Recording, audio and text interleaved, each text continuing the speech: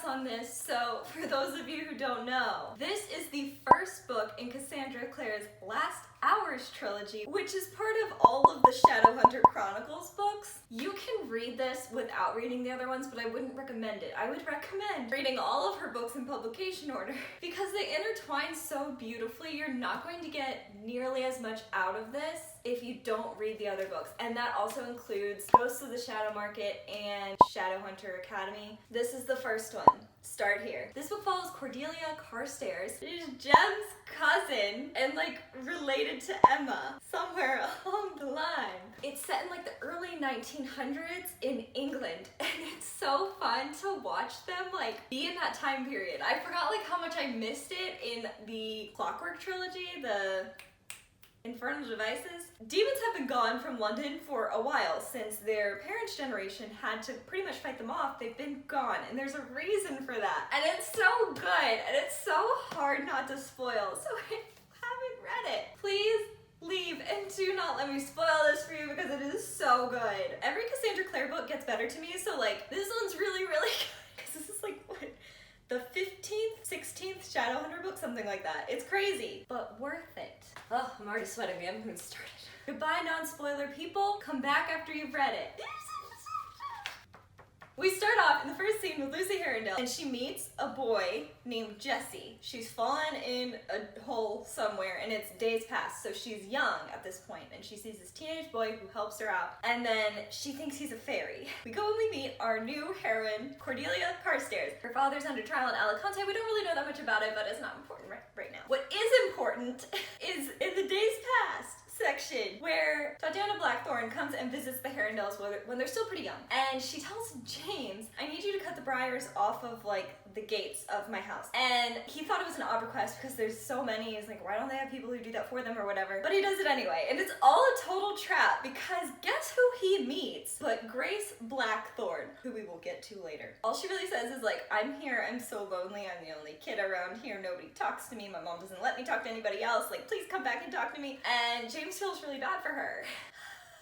I love the introduction we have to Anna Lightwood in this book. We met her in Ghosts of the Shadow Market, if I'm not mistaken. And like she's turned into such this cool character. Like when we met her when she was younger, she was still like really insecure, still finding herself. And now she's like the cool one of the young Shadowhunters. They're at a ball and James went to go find Matthew. Matthew is drunk, which we find out is a really big problem. Bigger than I thought it was earlier. James is like, what are you doing? Come dance instead of drink. And Matthew, you know what they say, drink and you will sleep, sleep and you will not sin, do not sin and you will be saved, therefore drink and be saved. Matthew, you could sin in your sleep. Anna, have you been sent to fetch us? Yes, she has. And she like grabs them by their shirt collars and just walks them back to the ball. It's just great. But we find out that Charles Fairchild, Matthew's older brother, who I completely forgot about, is fiancéed, what is the word? Engaged to Ariadne, who, if we recall from this previous encounter we had with Anna when she was younger, she and Ariadne were kind of a thing, but we kind of don't talk about it yet. But then James and Cordelia are dancing, and Cordelia apparently has like low-key been in love with James for years and years, and like James has kind of been in love with her, but he doesn't know it because he's been talking to Grace this whole time. And Cordelia's like, oh my gosh, is he flirting with me while we're dancing or what's happening? And then he's gone. He left her on the dance floor, which is like a huge diss to a girl when you do that in this time period. So like, I mean, people are gonna start looking at her and talking about her, and it's like kind of crazy how such a small action could be majorly ruinous to her reputation later on. Matthew luckily steps in and he's like, people barely tell me and James apart. I'm like, you're the two most opposite parapetae that's ever existed. I mean, you're pretty much like Jace and Alec. And it's at this time that like earlier James had been talking about being in love with a girl who was coming to London, and Cordelia and Lucy were like, oh, maybe it's you, Cordelia, like maybe like James is in love with you. And then she realizes like, no, James is in love with Grace. It just happened that they were both like about the same age coming to London at the same time, and she's kind of crushed inside, but she's gonna keep it buried down deep. And then because James has this weird ability to go in and out of like this shadow world or whatever, he feels it kind of coming on at the ball, and it's very embarrassing to him because that's not something that's supposed to happen to Shadowhunters, and everyone kind of blames his mom, which of course his James's mom is half demon, so James is a quarter demon. So like that's obviously like coming into effect here, and people think he's, you know, tainted or something in that type of way, and so he doesn't want this to happen in public, but he sees something like come out of the ground and reach for a girl named Barbara, his cousin. And we see like 2 rooms over, Lucy is talking to a ghost that no one else can see, including her brother, which I don't quite understand yet, because like they're obviously the same amount demon, but this ghost, Jesse, who was the boy who saved her from the hole a long time ago, like she can touch him kind of, and like she can see him when nobody else can, including her father, including her brother, who are all supposed to be able to see ghosts. And she's kind of talking to him, and he's like, you realize like I'm dead. Like at first she thought he was a regular guest at the party that everyone had been ignoring, and he's like, no one can see me, I'm dead. And then he's like, death is here, and then disappears, and then Barbara's on the ground back in the ballroom, and everything's a mess because James is sitting there like stone solid, trying not to go into the shadow realm. Lucy's come back because she's like, somebody must have died if a ghost told me that somebody died. And then Cordelia's like, why can't you get your stele out, James? Cordelia like cuts open Barbara's corset so she can breathe, and it's all a big mess. But in theory, Barbara seems fine after this. She's like, oh, I just had like a fainting, dizzying spell, but everybody kind of freaks out and goes home. Poor Tessa planned that whole party. And Will even asks Tessa later, he's like, do you worry about the kids? He pretty much says because they're mundanes. Like, he's like, well, they go boating and they play croquet and all this stuff. He's like, it's very like much the way humans act, like they've never really had to fight demons like on a regular basis the way he did growing up. London is a fairly safe place for Shadowhunters and people. We get another days past section, and James has come down with like a fever that only Shadowhunters get, and it's like chickenpox. Like if you've had it before, you're not gonna get it again. I think that's how chickenpox works. They're at Cirenworth, which is where Cordelia is. So James is like bedridden. Cordelia's had this fever before, so she comes and hangs out with him and reads to him, and when he like starts to go in and out of the shadow realms, like she's what pulls him back, which is what happens later when they're in the greenhouse. I just love when Cordelia's mom finds them together in the bedroom. Cordelia, really, alone in a boy's bedroom. He can barely sit up. And I am a trained warrior who wields a mythical sword. And as she's leaving, James is like, come back and read more? I love that they love to read so much. All the youngins are gonna go to this picnic, and Cordelia pulls James aside and is like, hey, what you did at the ball was not okay. Like, that could have really like messed with my social standing. It was so embarrassing. And James feels awful. I think when he saw Grace, everything left him and he ran away. And so he tells Cordelia, he's like, I'm so sorry. Like, if it happens again, like, I'll wear one of your silly dresses. And then we get a note here on page 108 of Lucy kind of shivering right before the demon came out of the lake that's next to their picnic. So, like, does she have a sort of connection to demonic energy, not just, like, death and ghosts? Because like no one else appeared to feel it. She asked Cordelia if she had her sword, and Cordelia seemed like fine, like yeah, I have it, but why? And then this giant demon bursts out of the water, and then like right before that, James is talking to Grace, who has showed up at this party, and he kisses her, and he starts to feel physically sick. He felt breathless and sick, as if he dived underwater and came up for air too late. And he like chokes with nausea from kissing a girl he thinks he's in love with. And Grace panics, so she feels it too. It says salt water. Is Grace connected to the demons? Because, like, physically connected? Because if he actually was feeling water right as these demons are coming out of the water, and she's panicking. I don't know. But now there's all these Shadowhunter babies who don't know how to fight demons on this picnic in all their fancy dresses and clothes trying to fight off demons, so people go down, including Barbara. Again, James asks Barbara, and Barbara's like, I did see the thing that attacked me last night. So how could she see it if nobody else did and only James did? James has that special ability, but in theory Barbara couldn't. She doesn't have any of Tessa's blood. And like, you can kind of tell how cushy things have gotten, especially in this area. Cordelia had never expected to find herself in the middle of a battle, like ever. Like, this was, like, being in battles was the norm 20 years ago. There's so many good lines in this book too. Matthew is drunk again, so James tells him to use his stele to like draw a rune on him so that he isn't drunk anymore and sobers up. Matthew says, it seems somehow blasphemous to use marks to rid oneself of the effects of alcohol. I've seen you use a stele to part your hair. The angel gave me this hair. It's one of the Shadowhunter's gifts. Like the mortal sword. Amazing. So we talked to Jesse some more. He tells Lucy that he died at 17, but now he's 24. And I mean, like, in real life, but his body, which is dead, is frozen at 17, and he, as a spirit, is frozen at 17. Lucy is about that age. Do we see an interesting love triangle?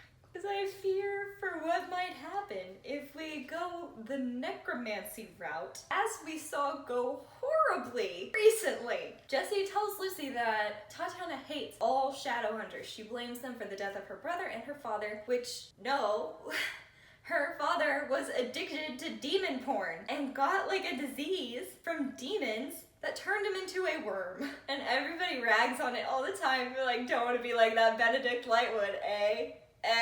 But he pretty much tells Lucy that his mom is going to be practicing dark magic to try to bring him back to life eventually, like fully. She didn't hand over his body to the clave to, you know, be put in the city of bones or whatever. And now he has his last breath in this little locket that he wears all the time. Meanwhile, while Lucy is talking to Jessie, Cordelia is in the Blackthorn's greenhouse, and she comes upon a very giant scary demon that reminds me of the Upside Down in Stranger Things. James falls out of nowhere because he was in the Shadow Realm. He saw a point of light, and just like before, when he was going in and out of the Shadow Realm when he had a fever, he saw Cordelia. James helps her fight off this demon, and they escape into the night, but then like there's this line at the end that like suggests the demon isn't dead. Anna invites Cordelia for tea. Is that why we use the term spill the tea? Because if you went to tea, your whole purpose was to gossip? Because Anna like cozies up, is like, now Cordelia, tell me your secrets. And Cordelia's like, no. Like, why did you come to tea if you didn't want to gossip? And like, oh my gosh, on the way in, when there's that girl on Anna's doorstep just like shouting and crying and throwing a fit, I was like, oh my gosh. It's one of Anna's like ex-lovers that she just dumped because the girl's gonna get married. Oh my gosh. And it sounds like this isn't the first person Anna's done a number on. Like, she has apparently decided to never fall in love, but in doing that, she's just known as a heartbreaker. And then Matthew comes and Anna's like, come on, we're going. And Cordelia's like, I thought you wanted to have tea. And Anna's like, nobody ever wants to just have tea. Okay, so first of all, there's this mention of Great Expectations in this book, which, if I am not mistaken, is probably like the inspiration behind all of like Tatiana and Grace Blackthorn. Because if I'm remembering right, Miss Havisham, she like stayed in her wedding dress for decades after she was stood up at the altar. And it's almost the same way that Tatiana's been wearing this dress, like the same dress and the same hat, since her husband and brother died. Like, it's the exact same outfit. And I was like, oh, like she's frozen in time because all the clocks are frozen, and I'm pretty sure that's what happened to the clocks in Great Expectations in Miss Havisham's house, and everything's really run down. There are beetles on the tables because all the food is frozen and stuff. And she has this ward who she uses to like lure boys in and make them fall in love and stuff like that to punish them. And in the same way, like, it seems like Tatiana's trying to use Grace to lure in James, or like any boy who seems to have enough power to like kind of bring down the Shadowhunters. And it like all the parallels running through it, I was like, oh my gosh, this is like evil Miss Havisham from Great Expectations, kind of like the same way that like the Infernal Devices seems to parallel A Tale of Two Cities, like the way the two like love the girls so much and like how they sacrifice for one another and stuff like that. I don't know if that was what Cassandra Clare was trying to do, but the parallels seem too strong to me for them to like not be there, you know what I mean? Because Jessie tells Lucy that he read Great Expectations, and then he scared her coming in. The thing is that as much as I joke about them having a romance, I think these scenes are so cute. Oh no, like, Will comes in to check on Lucy because she got all scared by Jessie popping into her room. He's like, is everything okay? And she's like, everything's fine. And he's like, spot of writer's block, Lulu. And Jessie looks at her like, Lulu? And she's talking to Jessie about like, you know, like, I know about the whole Benedict Lightwood turning into a worm, the demon porn thing. And Jessie's like, oh, I didn't think they would tell you. Like, that seems a little scandalous to tell a young lady. She's like, my dad tells that story every Christmas. Of course he does. But then Jessie tells Lucy that Grace is going to meet James, and that these demons, who are supposed to apparently keep Grace kind of locked up, are gonna come after her, and they're gonna go through James to get her. So now we have to go save James. And then over at the Hell Ruel, Anna, Matthew, and Cordelia they go to meet Hypatia Vex because they want to ask her about these demons that can apparently like appear during the daytime. Like, that demon coming out of the lake in the middle of the day was so abnormal because, like, demons are not supposed to be able to bear sunlight. So they're gonna ask this warlock about it because she would probably know, and Hypatia's like, why should I tell you? And this mermaid is in there who's like a friend or whatever. And then Cordelia strikes out at the glass in Hypatia's hand, and she's like, how about because you owe me your life? Because the mermaid had poisoned the warlock's drinks. And Hypatia's like, fine. She tells them to go talk to Ragnar Fell, who might know something about this, because in theory, if the demons could be in the world during the daytime, their roots are in a different realm, like a hell realm. And Ragnar Fell is known for his work between realms and stuff like that. We get another Days Past section where Matthew is telling Thomas, like, if you're gonna go abroad, you have to go to Paris. And so Thomas takes him up on this, but he's alone, and he ends up running into Alistair, which I did not see coming. Alistair was really mean to them back at the Shadowhunter Academy. But these two kind of form a friendship because they're both really lonely in this city, and Thomas kind of falls in love with him. Like, we feel like Alistair has those feelings too, but like when we see them in like our regular timeline, Alistair acts pretty coldly towards Thomas, so it's like, were they just kind of like, they had a fling, they didn't talk about it ever again, like no one's gonna know we're even friends. So that's kind of up in the air. The meeting with Grace and James that we're on our way to save them from. Grace is telling James, leave Shadowhunterdom, leave your parents, leave all your friends and family and your parabatai, and come marry me because I should be enough and we shouldn't have to be Shadowhunters anymore for you to marry me. And she's like, I want to get out of my mother's clutches, essentially. I was like, that part didn't make sense to me because I was like, why would you not just go to the Institute, as James suggests? The whole thing is she's trying to move up in the ranks of Shadowhunters, right?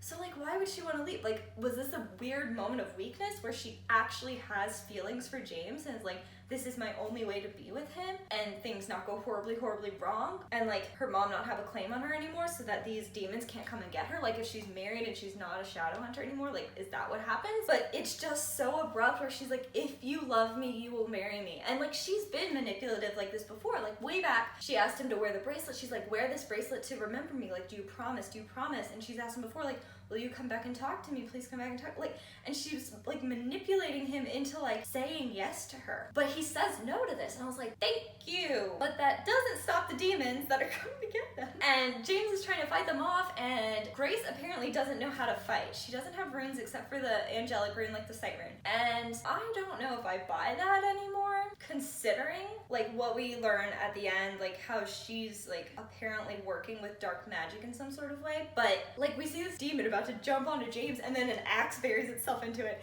and it's the little axe that Lucy picked up before she left. Christopher, he's like moving Seraphine, is like crackling.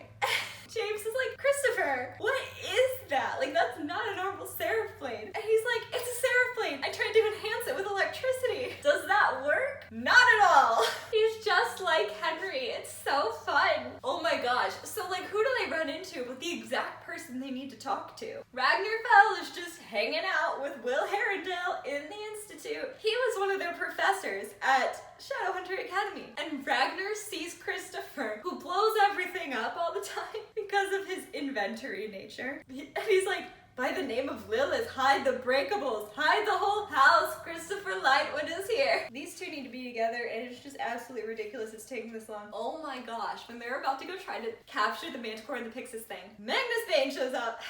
And Matthew loses his mind.